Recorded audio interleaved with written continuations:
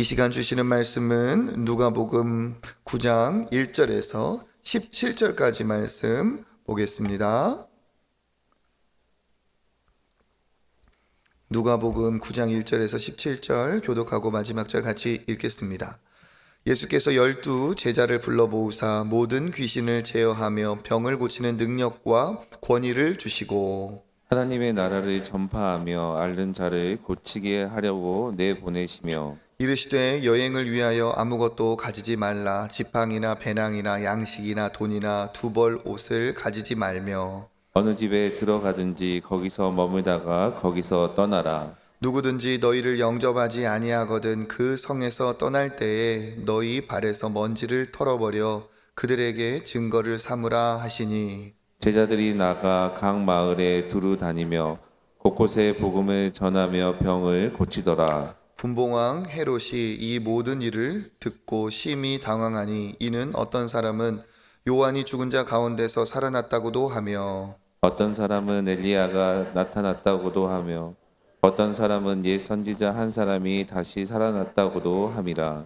헤롯이 이르되 요한은 내가 목을 베었거늘 이제 이런 일이 들리니 이 사람이 누군가 하며 그를 보고자 하더라.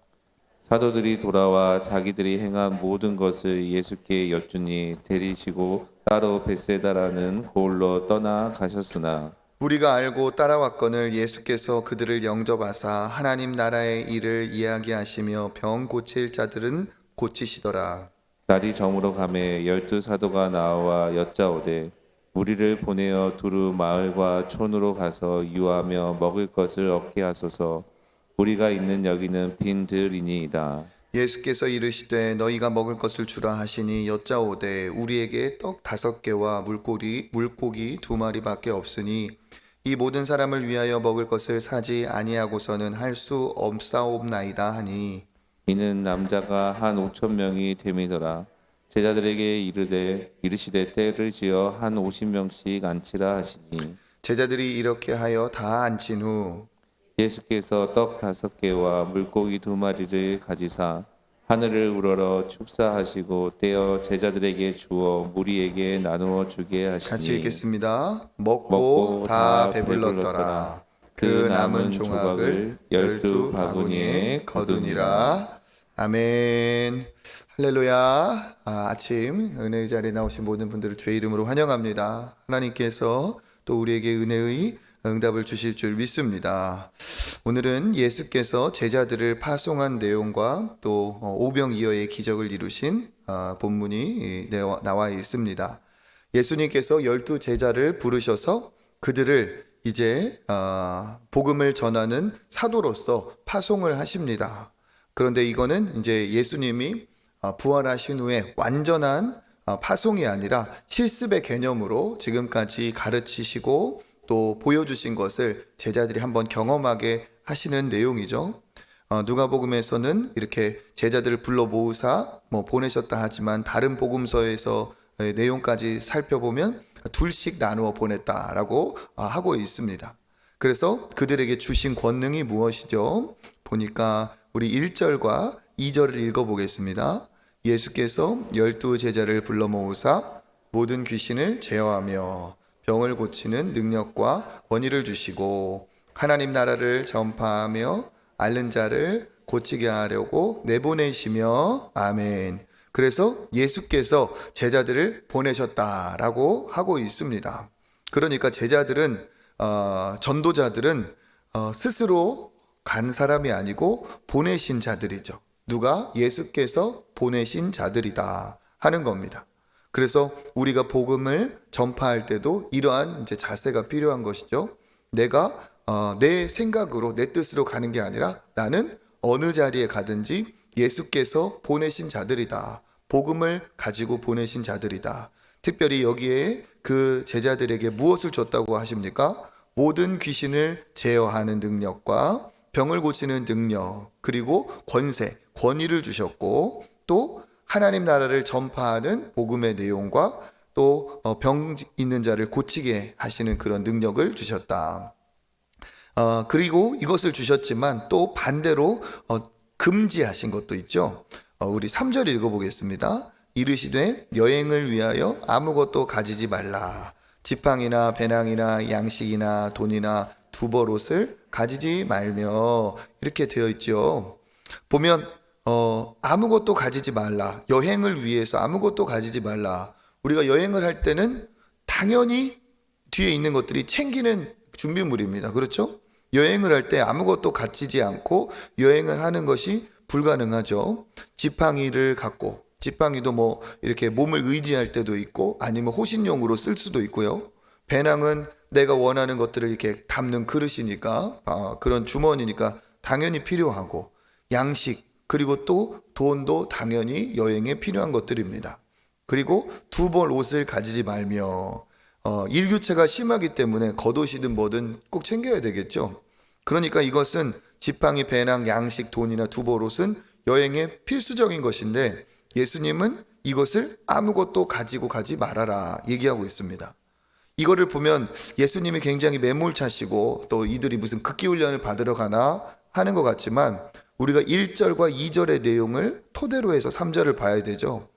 돈이 없어도, 지팡이나 배낭이나 양식이나 두벌옷은 없어도 예수님이 돈으로 눈에 보이는 것들은 주시지 않으셨지만, 눈에 보이지 않아도 여기 있는 것처럼 절대 양식이나 돈이나 옷으로 가질 수 없는 능력을 주셨습니다. 무엇을 주셨습니까?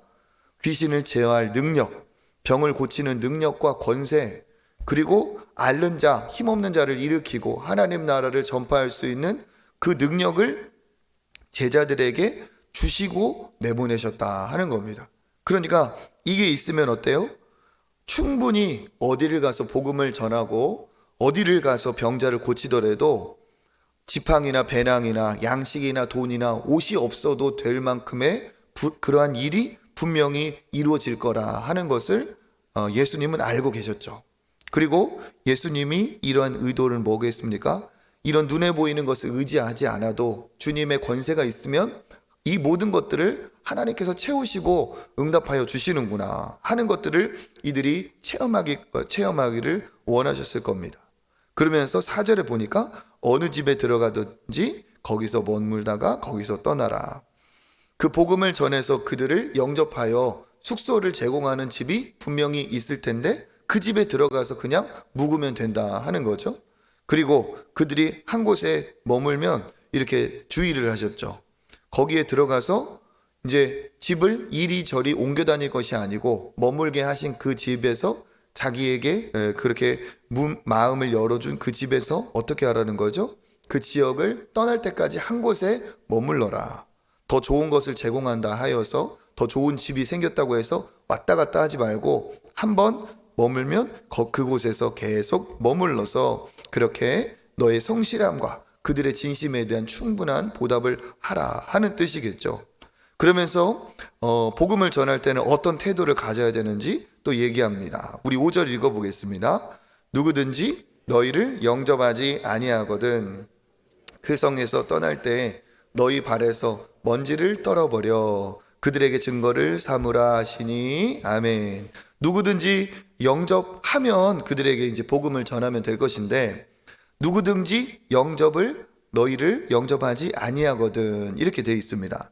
그러니까 예수님도 모든 사람이 복음을 다 받아들일 것이라는 것을 생각하지는 않으셨어요.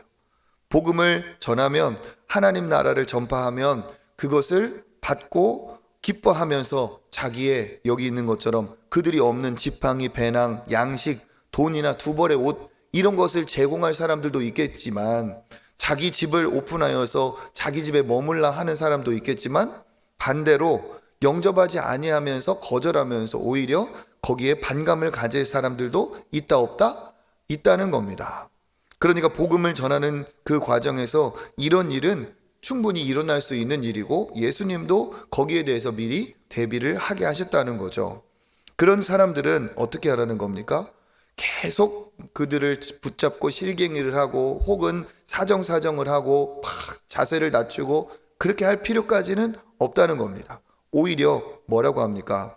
정중하게 그들에게 정성껏 복음은 전해야 되겠지만 그들이 완강하게 거절을 하고 그 귀한 복음을 귀한 것으로 여기지 아니할 때는 그 성에서 떠날 때 어떻게 하여라? 발에서 먼지까지 털어버려라. 이게 뭡니까? 완전 이제 손을 씻어서 완전히 그들하고는 관계가 없다. 뭐 이런 것하고 비슷한 표현이죠. 발에 있는 먼지를 떨어버려서 그들에게 증거를 삼으라. 내가 이렇게 여기까지 가서 너희들에게 복음을 전했는데 너희들이 받지 않았으니까 나는 이제 책임이 없다 하는 뜻이죠. 그리고 이것을 거절한 누구의 책임이다? 거절한 당사자의 책임이다. 그러니까 하나님 심판의 날에 전하지 않았다면 전하지 않은 사람이 해가 있을지 모르겠지만 전했는데도 듣고도 거절한 사람이라고 한다면 이제 전한 사람들에게 책무가 아니라 거절한 사람들이 먼지를 털어버리듯이 하나님께서 이제 심판하실 것이다 하는 것에 대한 증거가 된다는 것이죠. 그래서 이 5절도 보면 복음 전하는 사람들의 그러한 태도와 자세를 얘기를 하십니다. 그리고 제자들이 나가서 각 마을에 두루 다니며 곳곳에 병을 고칩니다. 이런 일이 벌어졌을 때 소문이 더 이렇게 많이 났겠죠. 그러니까 이 소문이 어디까지 들어갔느냐. 그 당시 그 지역을 통치하던 분봉왕 헤롯에게도 이 얘기가 들어갔습니다. 우리 7절 읽어보겠습니다. 분봉왕 헤롯이 이 모든 일을 듣고 당황하니 이는 어떤 사람은 요한이 죽은 자 가운데서 살아났다고도 하며 또 8절에 보니까 엘리야가 나타났다. 또 옛 선지자 중에 한 사람이 다시 살아났다. 예수님과 예수님의 제자들의 일로 많은 사람들이 소동을 일으키고 또 놀란 내용들이 진행이 됩니다. 그러면서 예수님이 누구냐? 이때 헤롯이 적지 않게 심히 당황을 했다고 하죠. 이 당황은 그냥 놀란 것 이상의 또 두려움일 겁니다. 왜 그랬습니까? 이 헤롯이 얼마 전에 요한을 9절에 있는 것처럼 요한은 내가 목을 베었거늘 요한이 살아났다니 이게 무슨 말이냐 하는 거죠. 요한의 목을 베은 헤롯이 요한과 같은 자들이 나타났다라고 하니까 굉장히 놀라면서 당황을 하고 있습니다. 그러면서 헤롯이 그 소문의 진상인 그가 누구냐 하면서 예수를 보고자 하더라 하는 얘기가 나와 있습니다. 이러면서 이런 내용이 점점 고조가 되면서 나중에 십자가 형을 받기 전에 헤롯이 예수님을 이렇게 신문한 과정이 이어지고 있죠. 여기 있는 이 헤롯은 예수님이 태어났을 때의 헤롯 왕의 아들로서 아시는 것처럼 세례 요한이 그의 부정한 결혼을 지적하였을 때 그것에 분노하여서 세례 요한의 목을 벤 악한 사람입니다. 그리고 나서 이제 사도들이 돌아와서 예수님께 이야기합니다. 10절에 보니까 사도들이 돌아와 자기들이 행한 것을 예수께 여쭈니 이게 뭐죠? 이제 가서 복음을 전하고 귀신을 쫓고 하나님의 나라의 기적을 복음을 선포한 그 내용들을 예수님께 돌아와서 보고한 내용이죠.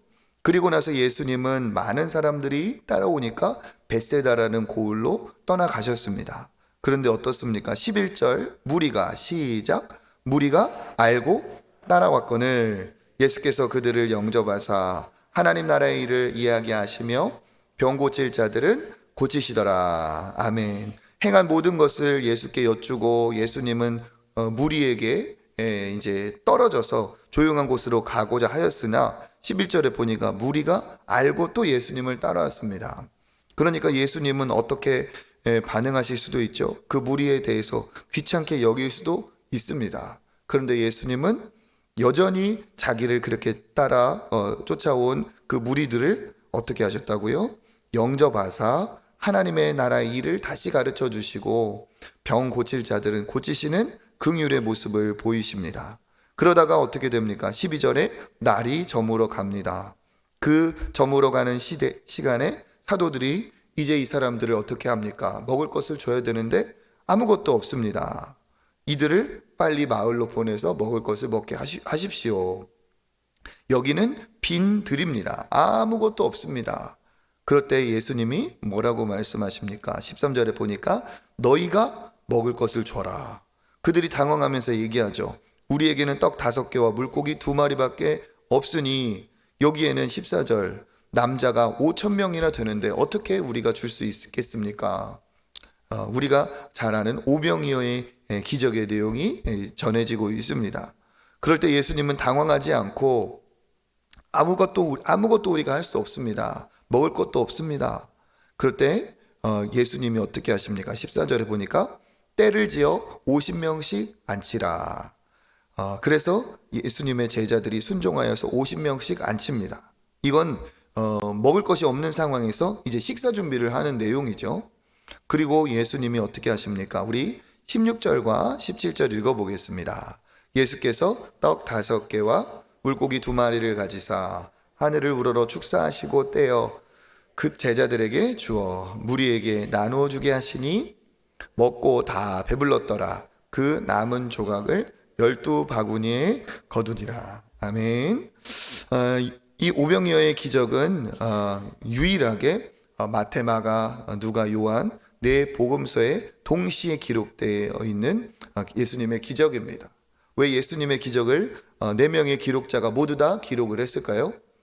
도저히 상상할 수도 없는 일, 이거를 빼놓을 수 없이 너무 인상적인 사건이었기 때문에 그 4명의 기록자가 기록할 수밖에 없었겠죠. 이 오병이어의 기적은 실제로 그들이 경험한 것으로 예수님이 모든 양식을 그들에게 다 제공하신 일입니다. 이 일을 경험한 제자들은 정말 놀랍고 환희에 찼겠죠. 어떻게 예수님이 이들에게 공급하셨는지, 제자들에게 주었고 제자들이 또 그들에게 주었다라는 이야기 외에는 우리가 알 수는 없습니다. 그것은 믿음의 눈으로 보는 것이고 우리가 상상하는 거죠. 그렇지만 중요한 게 무엇입니까? 그 수많은 사람을 예수님이 다 먹이셨다는 겁니다. 그리고 그냥 겨우 허기를 면할 정도가 아니라 17절에 있는 것처럼 먹고 다 배가 불렀더라. 풍족하게 먹고 남은 조각이 12바구니나 되었다. 예수께서 그들을 풍족하게 먹이셨다는 사건입니다. 오늘 말씀은 예수께서 제자들을 보내고 오병이어의 기적을 일으킨 내용이죠. 예수님의 목적은 제자들을 길러서 파송하시는 것이 예수님의 목적입니다. 그런데 우리가 살펴본 것처럼 모든 것을 다 완성하신 다음에 제자들을 보내신 것이 아니라 이렇게 중간중간에 예수님은 제자들에게 실습하도록 그리고 순간순간 곳곳에 복음을 전할 수 있도록 제자들을 보내셨다는 거죠. 그게 무슨 의미가 있겠습니까? 전도는 어느 수준에 도달했을 때 하는 것이 아니라 복음을 받은 사람, 예수님과 동행하는 사람은 누구든 언제든 복음을 전해야 될 능력과 의무가 있는 줄 믿습니다. 예수님은 오늘도 우리에게 복음을 그렇게 때가 되었을 때, 내가 나중에 뭔가를 이루었을 때 그게 아니라 오늘도 우리의 삶의 현장에서 복음을 전하시기를 원하시는 능력이죠. 복음을 전할 때 여기 있는 것처럼 전도자들에게 주시는 능력을 예수께서 오늘도 우리에게 주시는 줄 믿습니다. 돈으로 살 수 없고 먹을 것으로는 얻을 수 없는 것들이지만 그것이 없다고 해서 될 것이 아니라 전도자에게는 전도하실 때 성령이 함께 하심으로 돈이나 세상의 것으로 살 수 없는 놀라운 능력과 은혜와 지혜를 그때 그곳에서 보여주시는 줄 믿습니다. 그래서 우리가 확신할 게 뭡니까? 복음을 전하는 자는 하나님이 책임져 주신다. 그래서 이것은 꼭 교역자나 또 목회자들에게만 국한되는 것이 아니라 우리의 삶의 현장에서 우리 모두가 땅끝까지 증인이 될 사명을 가진 사람으로 우리가 삶의 현장에서 복음을 전하는 것에 힘쓰면 하나님께서 분명히 우리에게 그곳에 충분한 은혜와 능력을 주실 줄 믿습니다. 믿음의 사람으로서 있어야 될 능력은 베드로가 얘기한 것처럼 은과 금은 내게 없지만 내게 있는 것으로 내게 준다 하면서 예수 그리스도의 이름의 권세의 능력이 베드로에게 있었던 것처럼 우리 역시 하나님께서 돈으로 살 수 없는 능력, 그 은혜를 우리에게 주시고 또 우리에게 주실 줄 믿습니다. 그리고 우리가 그런 능력을 더 힘입도록 기도해야 되겠죠. 동시에 복음을 전파하는 선교사를 비롯한 복음 증거자들이 오늘날에도 참 많이 있는데 우리가 그들을 또 그들의 모든 연약한 부분을 책임지고 돕고 섬기고 먹이고 재우고 하는 것들은 우리의 또 책무인 줄 믿습니다. 그래서 우리가 그렇게 그들을 환대할 때 하나님께서 그들을 통해 복음의 역사가 이루게 할 것이고, 우리가 복을 받고 또 그들의 상급도 우리에게 상급이 될 줄 믿습니다. 또 한 가지, 우리가 복음을 전할 때는 먼지를 털어버려야 될 거절당하는 상황도 분명히 있을 수 있다는 거죠. 그때 우리가 막 낙심하거나 좌절하거나 그럴 필요가 없다는 거예요. 이 사람에게 때가 아니구나 하면서 우리가 또 발걸음을 다른 곳으로 옮겨야 되는 거죠. 복음에는 하나님의 능력이 있습니다. 복음은 유일한 구원의 능력이 복음에 있습니다. 당연히 우리가 복음에 대한 자부심을 갖고 하나님이 예비하신 사람을 또 향해 가면 되는 거겠죠. 거절당하는 것이 우리에게 쉬운 일은 아니지만, 거절당하는 것을 하나님도 보고 계시고, 거절한 사람은 대가를 그가 치르게 될 것이고, 거절당하고 수모를 당한 것도 하나님께서 우리에게 상급으로 내려주실 줄 믿습니다. 오병이어의 기적을 통해서도 풍성하게 기적을 일으키시는 예수님의 능력을 우리가 다시 한번 볼 수가 있습니다. 예수님은 우리의 생계의 문제에서도 풍성하게 채워주실 수 있는 은혜의 하나님이신 줄 믿습니다. 뿐만 아니라 우리가 이것이 단지 먹고 사는 것으로 그치지 않고, 이 오병이어의 기적은 영원한 생명의 떡이신 예수님을 드러내신 사건이죠. 그렇기 때문에 우리가 사모해야 될 것은 눈에 보이는 떡 그 이상으로 영원한 생명의 양식이 되신 예수 그리스도를 날마다 붙들고, 또 영원한 그 하늘 천국 잔치를, 그 풍성한 잔치를 사모하며 우리가 믿음으로 그렇게 나아가야 될 줄 믿습니다. 오늘도 우리에게 하나님께서 강구할 때 이러한 오병이어의 풍성한 은혜를 주실 줄 믿습니다. 하나님께서 그렇게 주실 것을 믿고 기도의 자리로 나아가시는 저와 여러분 되시기를 주님의 이름으로 축복합니다. 하나님 감사합니다. 오늘도 이 아침에 우리가 이 풍성한 주님의 은혜를 아버지 또 읽고 묵상하게 하시니 감사를 드립니다.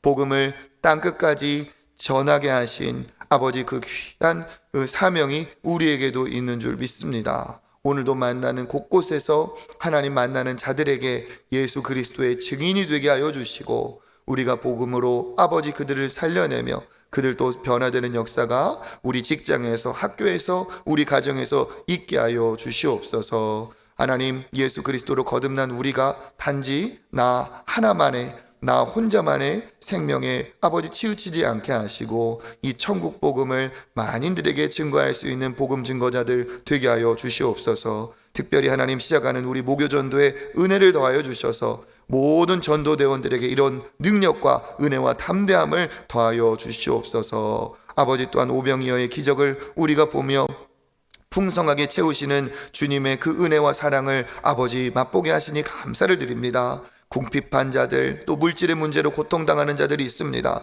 주님, 아버지, 나의 작은 오병이어라 할지라도 주님 손에 붙들어 아버지께서 사용하시면 풍성한 역사를 이루게 하실 줄 믿습니다.